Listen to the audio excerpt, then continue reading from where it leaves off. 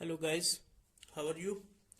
Previous video में हमने discuss किया था स्ट्रेटिफाइड एपिथेलियम और इसकी थ्री टाइप्स। आज हमारा टॉपिक है ट्रांजिशनल एपिथेलियम।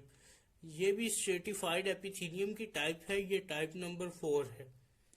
तो चलिए स्टार्ट करते हैं।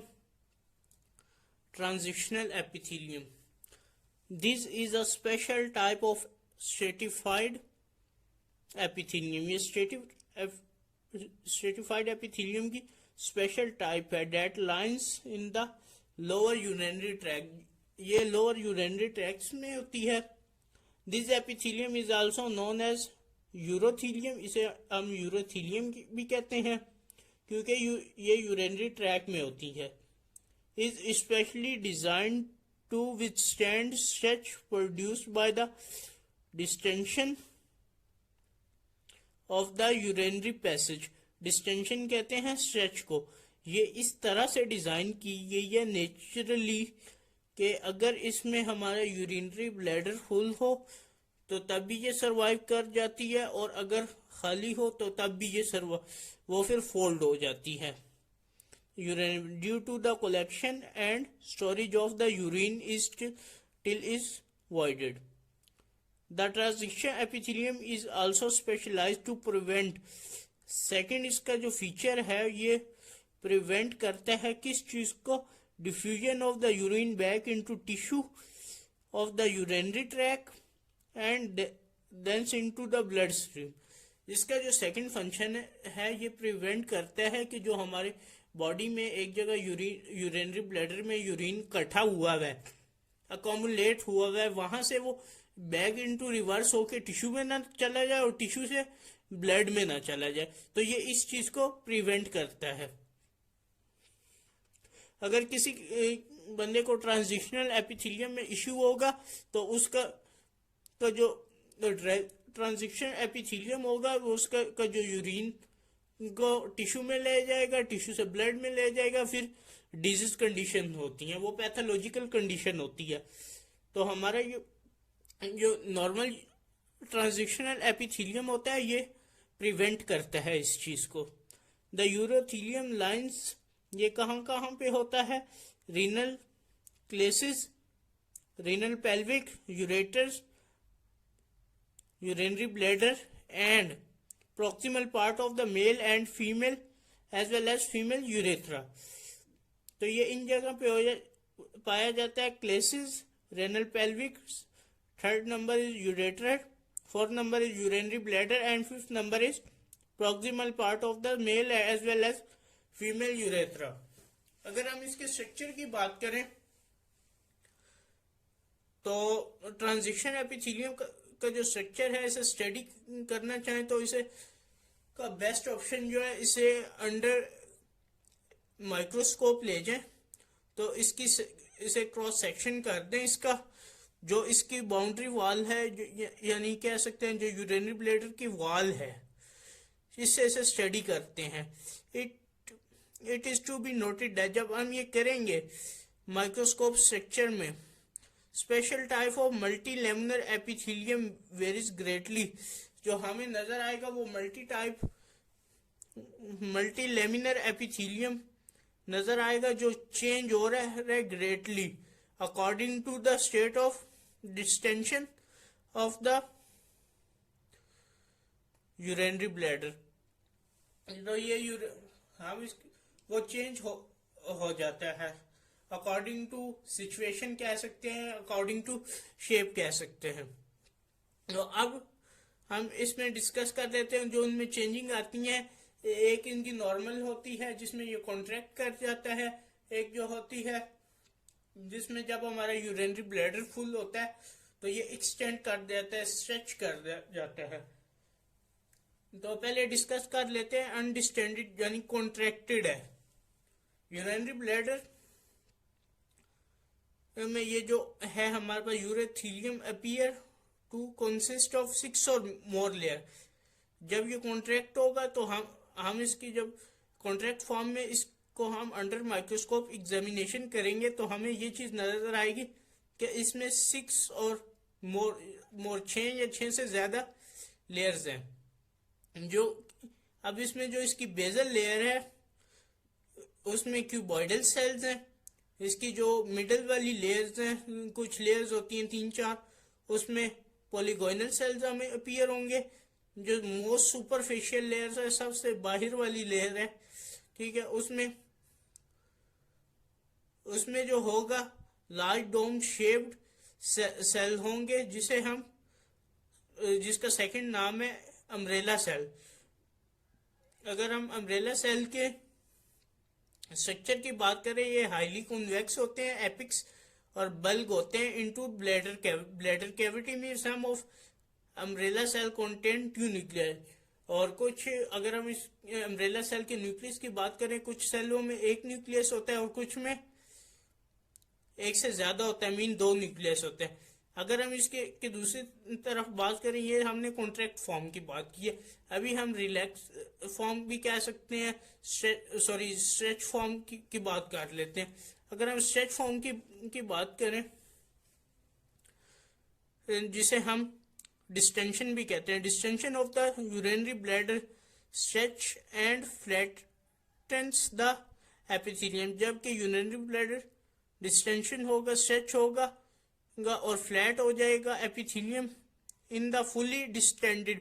जब ये फुली स्ट्रेच होगा, straight the transition epithelium is seen to be consist of only 2 or 3 layer. जब ये फुली स्ट्रेच होगा तो हमें माइक्रोस्कोप एग्जामिनेशन क्या बताएगी, इसमें 2 या 3 लेयर होंगी। There is a basal layer of low cuboidal cell. जो बेजल लेयर होगी ये क्यूबॉइडल सेल्स में होगी, ठीक है। इसमें क्यूबॉइडल सेल्स अपीयर होंगे over which present 2 or more layer. इसके ऊपर 2 और 2 से ज्यादा लेयर होंगी जो कि स्क्वेमस की होंगी। अब हम ये डिस्कस कर लेते हैं कि इनमें ये जो चेंज क्या आता है, the change in number of layer के नंबर में चेंज कैसे होते हैं और वो क्या इंडिकेट करती है। वो इंडिकेट करती है the ability of the cell of the transitional epithelium to accommodate to stretching. वो ये इंडिकेट करती है, वो अकोमुलेट यानी इकट्ठे हो जाते हैं तो ज्यादा लेयर कॉन्ट्रैक्ट फॉर्म में, वो फिर ज्यादा लेयर शो होती हैं। जबकि वो स्ट्रेच फॉर्म में होती है तो वो कम लेयर शो होती हैं। The cell is the basal layer are not much affected. जो बेजल लेयर की सेल है, आपने नोट किया होगा, डिस्टेंशन और अनडिस्टेंटेड दोनों में जो बेजल लेयर है वो क्यूबॉइडल है, इसलिए उसे वहां पे ज्यादा फर्क नहीं पड़ता। Not much effected by the distension but the cell in the next 3 or 4 layer. जबकि ऊपर वाली जो 3 और 4 लेयर होती हैं बिकम फ्लैटेड, ये फ्लैट हो जाती हैं एंड आल्सो रीअरेंज देमसेल्फ। इनको अपने आप को रीअरेंज करना पड़ता है, जैसे दोनों फॉर्म में। अगर ये अनडिस्टेंडेड से डिस्टेंडेड में जाएगी 6 to 3 लेयर्स हो जाती हैं, ये 2 हो जाती हैं। इसी तरह डिस्टेंशन से अनडिस्टेंडेड में जाएगी तो उसमें 2 से 6 हो जाएगी, तो इन्हें अरेंज करना पड़ता है अपने आप को, so that the number of layer become reduce. अब अनडिस्टेंडेड से डिस्टेंशन में जाएगी तो नंबर ऑफ लेयर जो होंगी वो रिड्यूस हो जाएंगी। The large highly convex surface, जो ऊपर वाली सरफेस होगी, जो highly convex surface was not only flatten, ये जस्ट फ्लैट नहीं होगी but also unfold their luminal plasma. जो इसका प्लाज्मा होगा वो मेम्ब्रेन होगी, वो भी अनफोल्ड हो जाएगी to accommodate the increasing area. क्योंकि यहाँ से इस अनडिस्टेंडेड से डिस्टेंडेड फॉर्म में जब जाएगी तो ये अनफोल्ड हो जाएगी और ये फ्लैट होनी होती है सरफेस, फिर इसलिए ये एरिया भी इंक्रीज करना होता है, तो इसलिए ये फ्लैट हो जाएगी। The folding and unfolding of plasma membrane, folding और unfolding of plasma membrane covering the luminal surface. इन्होंने फोल्डिंग और अनफोल्डिंग जो होता है, उन्होंने लेमिनल सरफेस जो होता है उसे कवर किया होता है of the most superficial cell of the urothelium occur due to, इसकी वजह क्या, special structure of this membrane. जो कि इनमें प्लाज्मा मेम्ब्रेन होता है, उसका स्पेशल स्ट्रक्चर होता है, उन्होंने सुपरफिशियल लेयर जो होती है उसे कवर किया होता है। अब हम इसे डिस्कस कर देते हैं। जब ये फुली स्ट्रेच होगा तो उसमें क्या होगा और उसकी थिकनेस कितनी होगी, और जब ये फुली लो रिलैक्स होगा तो फिर उसकी थिकनेस क्या होगी। When a fully stretched transition epithelium is studied under electron microscope, अगर ये फुली स्ट्रेच है, डिस्टेंशन है ट्रांजिशन एपिथेलियम, इसे हम इलेक्ट्रॉन माइक्रोस्कोप के अंडर ले जाएं। The apical plasma of the most superficial cell of the epithelium is seen to contain usually thick and rich area। जो उसका सुपरफिशियल सेल है एपिथेलियम का, उसमें हमें क्या नजर आएगा, सीन इज सीन, ये यूजली थिक होगा एंड रिजिड एरिया होगा, जिसे हम क्या कहेंगे, प्लेक्स कहेंगे, which are about 12 nanometre thick, जो इसकी थिकनेस है 12 नैनोमीटर है। Between the plaques are present intra plaque reason.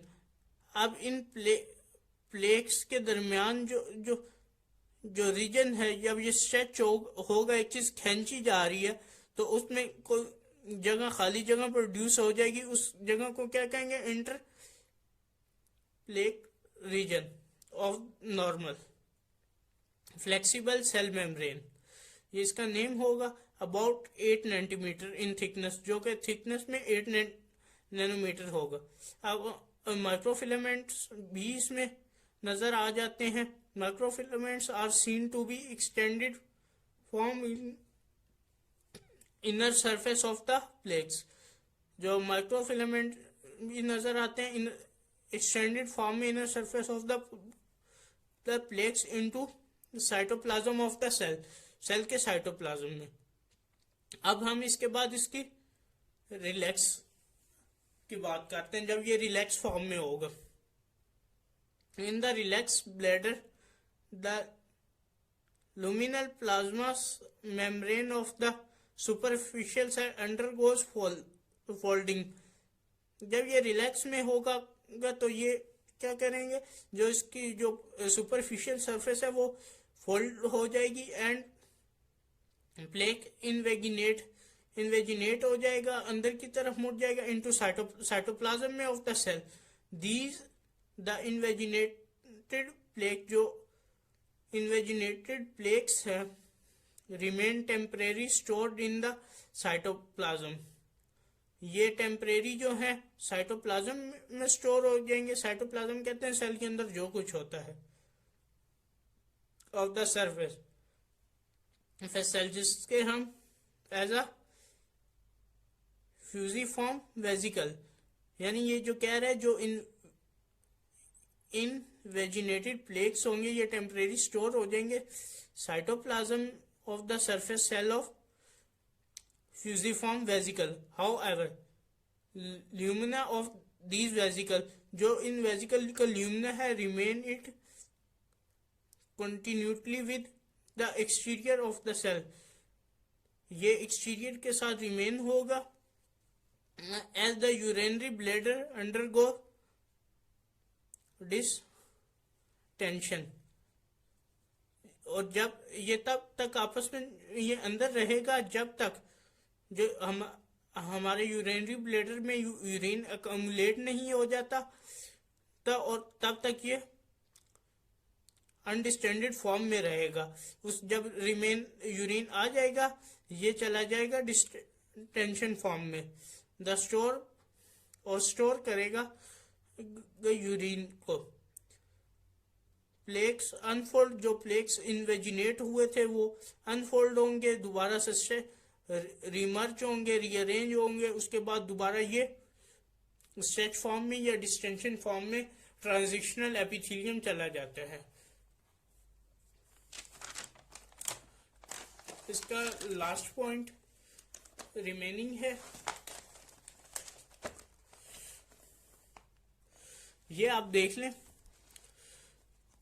ये अनडिस्टिंक्टिव फॉर्म में जो हमारे पास एपिथेलियम है, ट्रांजिशनल एपिथेलियम। इसके जो फर्स्ट लेयर है यहाँ पे हम क्यूबॉइडल सेल्स हैं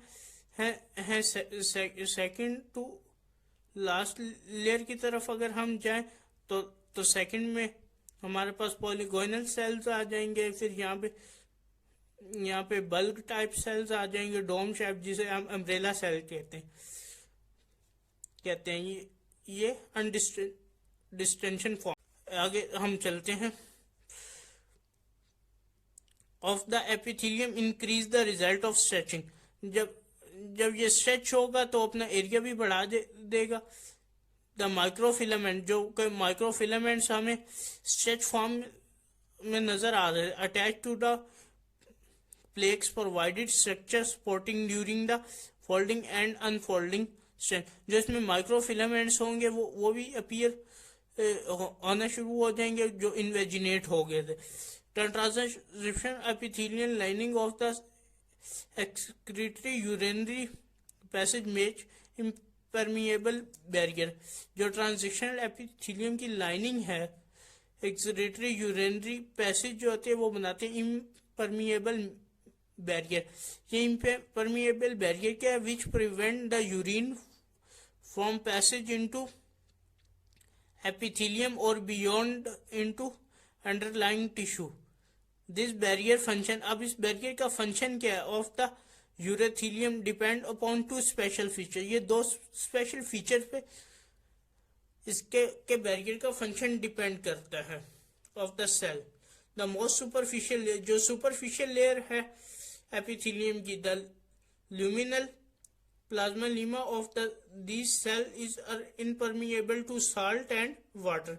अच्छा, इसमें ये मैंने आपको कुछ टाइम पहले इस वीडियो के स्टार्ट में बताया था कि ये प्रिवेंट करती है ब्लड को इनटू टिश्यू एंड टिश्यू से ब्लड स्ट्रीम में जाने के। वो क्यों करती है? उसकी रीजन ये है कि यहाँ पे बैरियर है, जो कि दो उसके फीचर्स हैं। पहला फीचर ये है जो इम्परमिएबल है साल्ट एंड वाटर को। हमारी यूरिन में वाटर और साल्ट दोनों होते हैं। These cells are strongly bounded together. अब ये जो होते हैं ये स्ट्रांगली एक दूसरे से जुड़े होते हैं बाय जोनुले